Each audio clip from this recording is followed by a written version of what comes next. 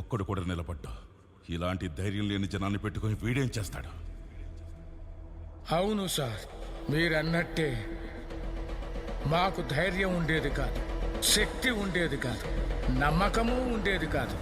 చావు మా మీద గంతులేసేది. కానీ ఒకడు అడ్డం నిలబడ్డాడని వాడిని ఖాళీ ముందు తల నరికాడు కదా.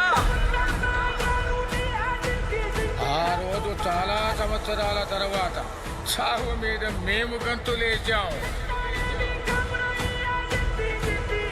వాడు కత్తి విసిరిన వేగానికి ఒక గాలి పుట్టింది సార్. ఆ గాలి నరాతీలో ఉన్న ప్రతి ఒక్కడికి ఊపిరిచ్చింది. మీకొక సలహా ఇస్తాను, మీరు మాత్రం అతనికి అడ్డు నిలబడకండి సార్.